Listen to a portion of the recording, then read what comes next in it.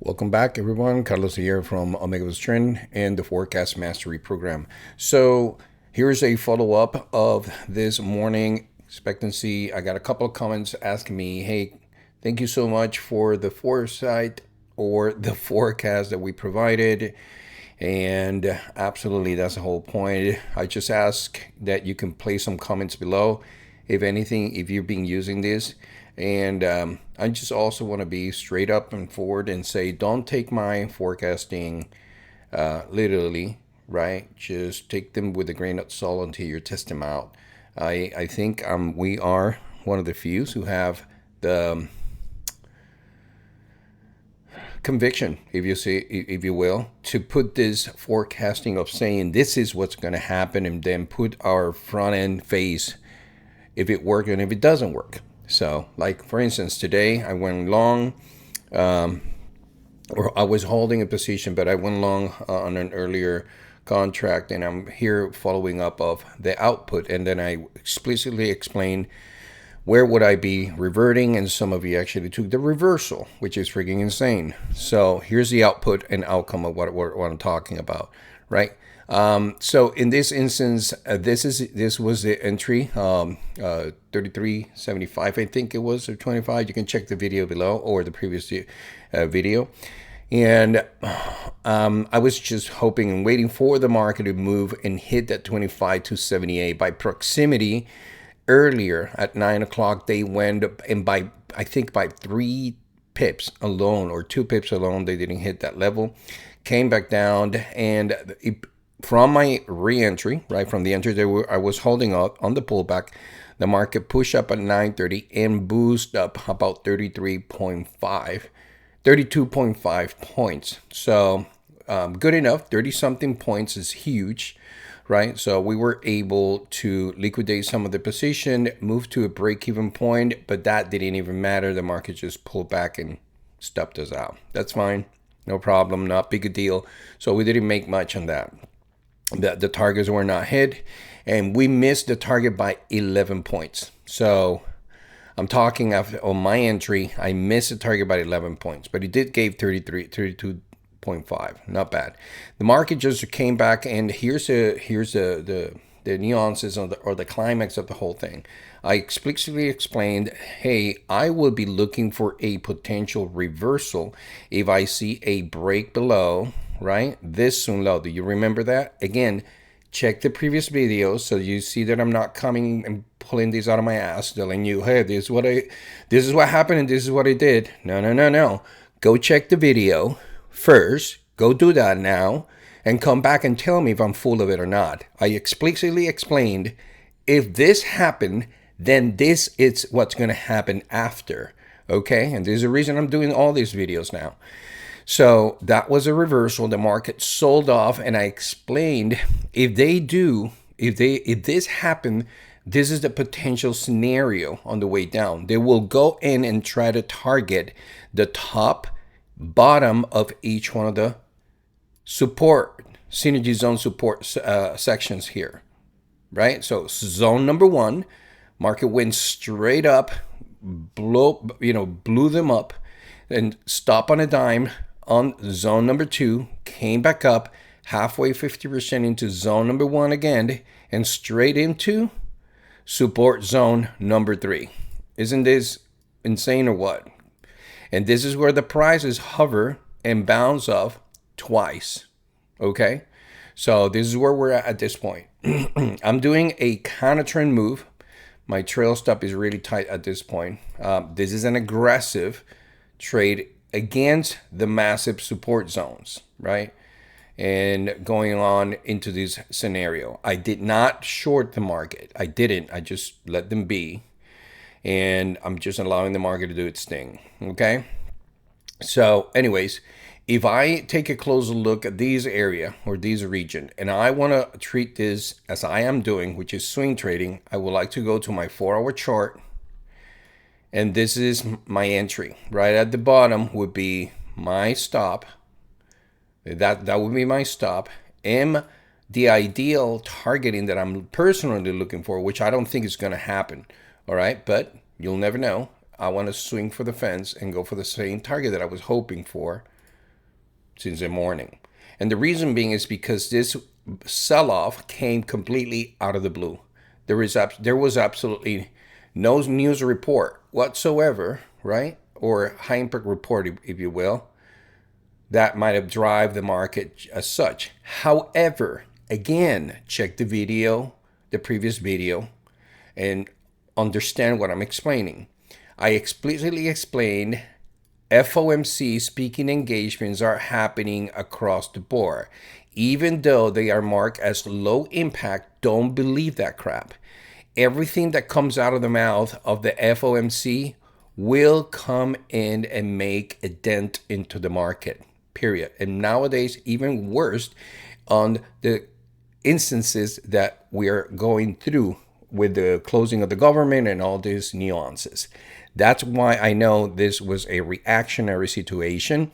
And when I'm not a reactive trader, I'm an analyst and forecaster. I allow the market to do its thing. Once they're done with the tantrum, I'm going to find the best potential output or outcome that I might consider based on my criteria of analysis to jump in and take a educated guess, right? And in this instance, I see here that the NASDAQ, although it sold off, it's not red. Let me explain. Let me squeeze here to the right side. Take a closer look at the pound dollar. Do you see the pound dollar? This is a selling market. Massive sell-off from top to bottom. Look at the dollar, Japanese yen. That is a bullish market. You see where I'm going with this? Platinum. Look at the dollar index. Okay? So, having said that, you can clearly understand that there is no validation or fuel behind the commitment of transactions after this sell-off, right? And this is exactly what I need you to understand. Now, granted, pay closer attention here. I'm only trading 2 micros. I'm not stupid, right? I am not going to load up here because who knows what's going to happen and if the market indeed is going to end up reverting or not. I have my plans. That's my maximum risk exposure. And I'm looking to liquidate half of this position at the 25,139 area, which is the top of the first synergy zone. And by tomorrow morning, I will reassess all the levels and all the zones again. And brand new targetings at the top side will happen and so on and so forth. But I'm putting this out there to show you and see if indeed from the 1 hour and 4 hour chart, we can attest and hold these positions accordingly. The next thing you need to understand is, even though I'm trading micro contracts, it requires to have about $3,400 in the account per micro so that you can hold those positions overnight. Okay? If you don't have at least 34, round that out to 3,500, if I'm not mistaken, at least on the brokerage that I'm using, which is NinjaTrader. You're going to get your ass handed to you. They're going to fine you. They're going to close the position. They will close the position due to the fact that you don't have the bare minimum margin requirements for overnight trading and so on and so forth. So that's why this is as far as I can actually hold for now. I can go for 4 micros max, right? However, since this is kind of an highly aggressive counter trend move, I cut a risk in half by doing only 2 micros and still be at it. Yeah, if I get hit 275, so be it. No problem. I got some of the profits in the morning. Yeah, on the second contracts, I didn't do anything. I just lost a little money in it. But it just allows me to bypass maybe 80, 90 bucks, maybe 100 out of the 279. So I'm actually going to be risking 180 or so if I get stopped out on the swing. How that's starting to make sense, how I'm managing the trades accordingly in this area. When I take a closer look at the OT, it's just giving me the reassurance of understanding in reality this is most likely a good scenario. I can see that there's no sellers behind the sell-off. So I can see it right there. How can you see it? So look at the M1. So you see it, bright green, red, bright red thinking, easy, Sesame Street level. And then allows me to think, okay, so what's going on? Small buyers are stepping in. Big time frames, although they're not strong as 400, 300, 200, they're still a little bit bullish. And in between, it's mixed. It's a little bit bearish from the sell-off of the morning, but it's just unbiased, if you will. So it seems like this was more of a reactionary situation of a report and news, or somebody opened their mouths and whatnot, I don't care. So the price structure, the sell-off stopped exactly on the areas that I was expecting them to stop. Here's how it looks on 15-minute chart, right? You cannot deny the fact that we were able to predict all of this, okay? So it sucks that I wasn't here to actually sell off or revert, but some of you did, which is kudos to you, awesome. But I'm just telling you here that be careful, right, about it. And we got the prediction zones where I can see where I'm going to find some hesitations of the market on the support base, and buyers starting to step in. And that's why I'm actually waiting for the structure to break above. And what exactly did I use to consider myself a buyer? Once the market bounced once, twice, on the spike, you see this bar right here, this spike right there, the market went up, close above that level. So I was waiting for the market to pull back and buy above you see the dark shaded area right there, this one right there. That's the one that I was hoping for the market to close above that. And this is where I went long, and I'm still holding this position. Okay. So I notice here on the 1, 2, 3 intentions of the bottom, this would be the most logical place to place a trail stop based on 4-hour chart, not 15-minute, even 1-hour chart. That's good enough. Okay. So I'm going to allow this to do its thing. Hopefully I'm right. I'm not saying I will be, but I have a big chance to at least see the market pull back 30, 50%. If your Fibonacci traders are out there, you know that the market tends to gravitate about 38.2 and 50, 61.8, so on and so forth. So I'll just give it a chance of about 30 to 50%. That will suffice for me to close one of the two positions, move to break even, and hope for the best after that, because I'm trying to hold for a prolonged period of a targeting, and one trade only, nothing else. There you go. So that's what it is. Also, some of you are looking into the crude oil, which, as I explained, again, look at the previous video. Crude oil, absolutely great. If I go to micro crude oil, this is a trade of crude oil, and he's panning out and he's working out as expected. But this is a daily chart trade setup. There you go. So look how beautiful. Now the crude oil is moving along, and we're definitely looking for the opportunity here to hold it and continue. And as I've been explaining, the zone number 1, let me just do this. There you go. Resistance zone number 1 is the area that I'm looking to liquidate some of these positions, but I just unveiled order flow blocks at around 62.48 and 63.59. I'm going to give you a hint and a secret. If you watch until this point, you're going to get it, and it's for free. And that's from one of my mentors, which is an energy trader. Crude oil stops typically at 0.20 or 0.80, and those are what they call codes. And basically, you will see some reaction around the 0.80, 0.20, 0.80, 0.20, give or take about 10 ticks, right? Because in crude oil, it's based on ticks, not on points. So that's that. Beautiful. And lastly, I'm going to go back into the 1-hour chart. All right, so this is how crude oil looks like. We're about to break up that high, and the next target at this point, write it down, 64.48, 63.60, and then the bottom of the zone will be 64.15, and the top of this zone is 65.16. At least those are the ones that you're going to go for. Good enough for you. This is absolutely stunning. Meaning from the point that I'm explaining this to you, we're talking about a 40 tick, 150 tick, 200 ticks, and 300 ticks. Pretty sweet, right? $2 and $3 of movement expectancy. And that's just the tip of the movement based on swing trading, which is great. And kudos to you guys who are participating in it and trusting the fact of it.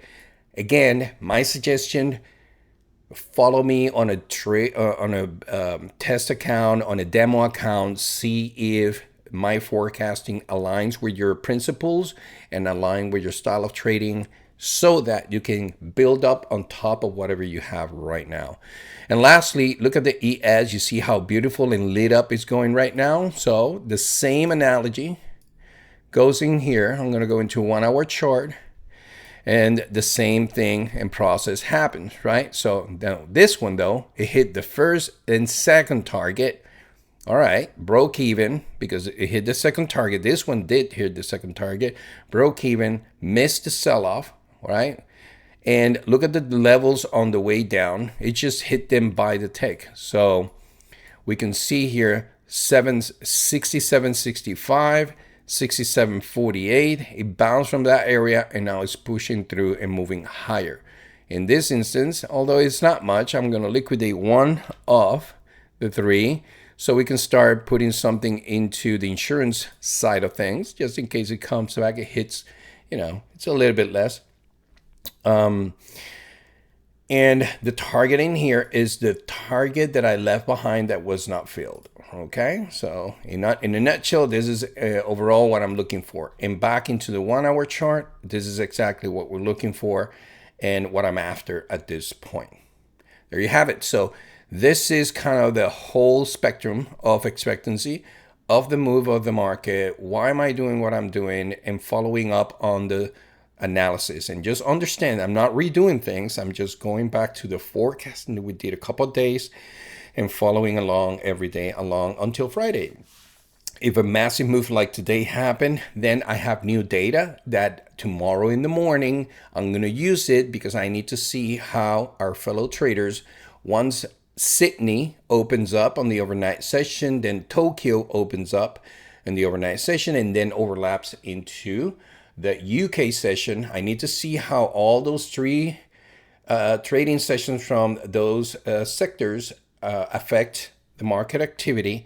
And around 6-7 o'clock in the morning, I can start seeing the price action activity, how they behave on this drop, and so on and so forth. We got enough data, adjust the sun or ditch everything and rebuild them again, with the exceptions of the big targets that has not been touched or reached. With that being said, this is Carlos. Hope that this helped you out. Let me know how you did today, how the OT is working out for you. And if you haven't tried the OT, give yourself the benefit of the doubt and start a trial. And if you're open to it, I'm willing to give you a personal one-on-one consultation if you need so I can teach you and help you understand how the OT can integrate with your trading style or technique. I'm not going to be able to do this much because obviously hundreds of people at the same time is possible, but you can reach out to me to our support ticket once you start your trial, and we schedule a call and I can help you in any way I can. All right. With that being said, this is Carlos. I hope to see you in the next week and see how the forecast is helping you. Give me your feedback. What do you want to see? Do you want to see any other market forecasting? Let us know, and I'd be happy to do them for you. It can include Forex, stocks, any type of futures, commodities, and so on and so forth. Just share with me, and I'll do my best to do the forecasting for you. Cheers.